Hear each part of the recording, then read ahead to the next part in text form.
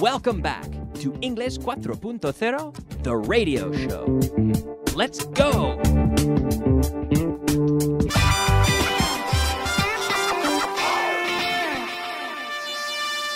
Advanced. All right, welcome back to the program.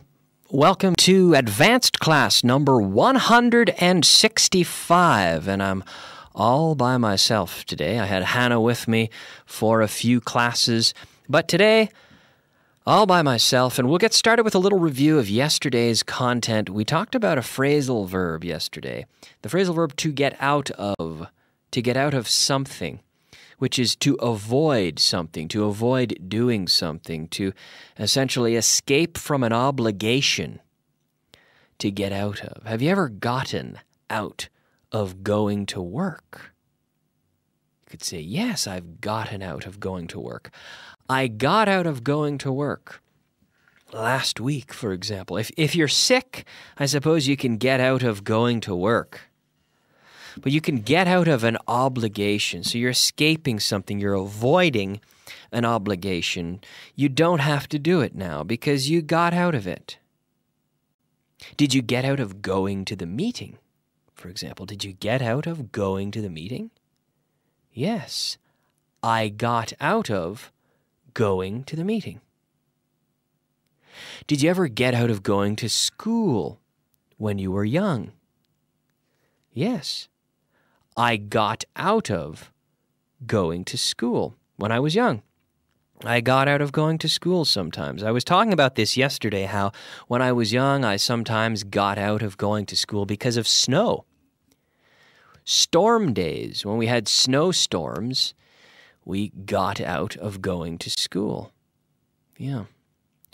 But now, it's not something that happens very often in Spain, but I suppose you get out of, work, maybe if there's a major storm. But in Canada, yes, we often have snowstorms in the winter, and you can get out of some of your obligations. Now, the next thing we saw here is to arrange for something. Arrange for someone to do something, really.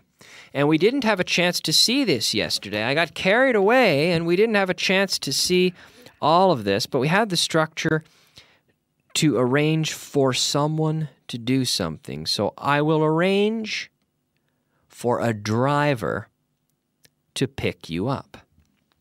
I will arrange for, right, encargarse de que alguien haga algo. So you're assigning the responsibility to someone to do something.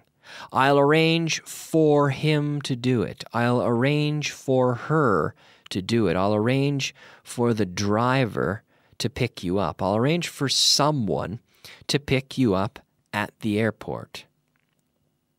Okay? Do you arrange for anyone to look after your house while you're away? Do you ever do that? Do you ever arrange for someone to look after your house while you're away? Do you? Do you ever arrange for someone to look after your house while you're away? Huh. Because I sometimes arrange for people to look after my house. If you have plants, for example, you can arrange to have someone look after your plants while you're away. Do you arrange to have someone take care of your pets? Do you ever arrange to have someone take care of your pets? Do you have pets? If you have pets and you travel, you have to arrange to have someone take care of them. I sometimes arrange for someone to teach my classes while I'm away. If I have to go away, or the company, Vaughn, will arrange to have someone teach my classes when I'm away, if I have to go away. Do you arrange for anyone to look after your plants while you're away? Plants, they have to be watered, You have to arrange to have it done. You have to arrange to have someone look after them. So this is a common structure, to arrange to have someone do something. All right. Now it's time to move on and take a look at our expression of the day. Expression of the day. All right, our expression of the day today is all set. To be ready. This is essentially to be ready, to be all set. I'm ready. I'm all set. Are you all set? Are you ready to start? Are you all set? Right? When you watch the Olympics and you see running, you see sprinting, you see sprinters line up, ready to sprint, to run. And they say, ready, set, go. And they run. Ready, set, go. And they start to run. They start to sprint. Yeah. Ready, set. So set, are you ready? Listo, preparado. Now, all set means you're all ready. You're completely ready. All ready. All set. Are you all set? So all set? Okay, let's go. Now, we can move on. After seeing that expression, we can move on now and take a look at another structure. It's actually another expression, which is to work your socks off. To work your socks off, yes. Now, do you work your socks off? Your socks, tus calcetines. To work your socks off. Trabajar tanto hasta que tus calcetines se quitan. Essentially, you work so hard that your socks come off. To work your socks off. This is a strange little expression, but we say that.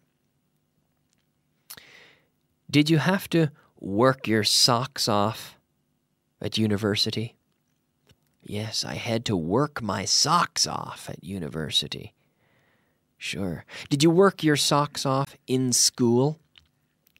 Yes, I worked my socks off in school. Sure, I worked my socks off in school. I had to. I had to work my socks off in school. Then we had, for example, to work your socks off learning English. Do you have to work your socks off learning English? Yes. You have to work, if you want to learn English properly, you have to work your socks off. It's not easy. Did your parents work their socks off? My parents did. My parents worked very hard.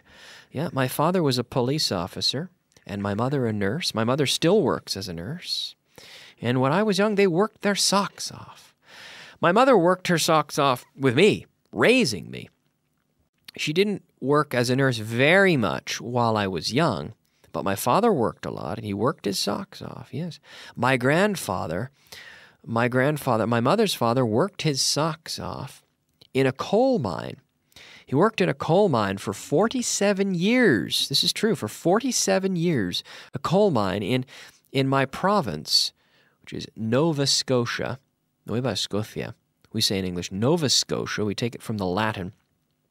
And he worked in a coal mine. Similar to the coal mines you have in, I believe, Asturias. You have coal mines. And we have in the east coast of Canada, coal mines as well. My grandfather worked there for 47 years. Very hard, yeah. He worked his socks off, we can say. All right, now we can move on and take a look now at our vocabulary of the day. Vocabulary of the day. Yes, it is time for the vocabulary of the day. Our 5 words of vocabulary. The first word, gafas de sol. Gafas de sol, sunglasses, we say. Sunglasses. I don't wear sunglasses very often. I sometimes wear them, but I have prescription glasses. So I usually wear my glasses, but I sometimes wear contact lenses, and when I wear contact lenses, I can wear sunglasses. Provisiones. This is supplies. Well, these are supplies. Provisiones. Supplies. Recordar. Recordarle a otro. This is to remind. Now, a lot of people have problems with remind and remember. Do you remember the difference between remind and remember? So remember is internal. You remember something. It's in your mind. It's in your memory. But to remind is essentially to cause someone else to remember. So I leave notes for myself to help me remember, to remind me. The notes remind me. They help me remember. They remind me of what I have to do. Yes, they help me remember. So to remind and to remember. So recordarle a otro, to remind. Inolvidable. Inolvidable. You don't have to be reminded because it's inolvidable. It's unforgettable. To forget, olvidar. If something is unforgettable, you won't forget it. It's unforgettable. Unforgettable. Impopular. Impopular. This is unpopular. Unpopular. Impopular. Unpopular. Yeah, sometimes decisions, if the government made a decision, if the president made a decision to raise taxes, well, I'm sure that his decision would be unpopular. All right. Now we can move on into the last point for today's class, the very last point, and this is our first class without having a translation list to review. Yesterday we didn't have a translation list in the full class, but we reviewed from the previous day. So today our last point is the use of as in the sense of ya que.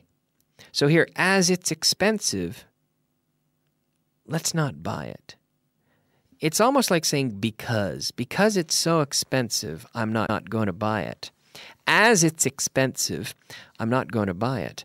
Because it's expensive, I'm not going to buy it. Since, we could say. Since it's so expensive, I'm not going to buy it. It's too expensive. Yeah. In the student manual, the student guide, you have, ya que no sabes de qué hablas, escucha al experto. As you don't know what you're talking about, listen to the expert. As you don't know what you're talking about, it's like saying because you don't know what you're talking about. Since you don't know what you're talking about, ya que. As it's raining, I suggest we stay indoors. Ya que está lloviendo, yo sugiero que nos quedamos dentro. As it's raining, I suggest we stay indoors. Ya que hoy es viernes, salgamos de la oficina a las 4. As today is Friday, let's leave the office at 4. As today is Friday, because today is Friday, since today is Friday. You could say it. You could say all those ways. Since. We also have seeing as. Seeing as. Seeing as today is Friday. Let's all leave the office at 4. All right? Let's try a few examples. She's hungry. Let's go to a restaurant. Here, use the as structure. As she's hungry, let's go to a restaurant. They didn't play an encore because they were terrible, this band. So as they were really terrible, they didn't play an encore. Let's go home. The kids are tired. As the kids are tired, let's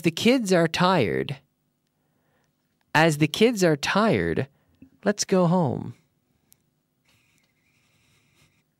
As the kids are tired, let's go home. Because the kids are tired, let's go home. Since the kids are tired. The boss is angry. Let's avoid him. Here we could say, since the boss is angry, let's avoid him. Since the boss is angry, Let's avoid him. All right. Very good. So we've seen this structure. It's the same as since, seeing as.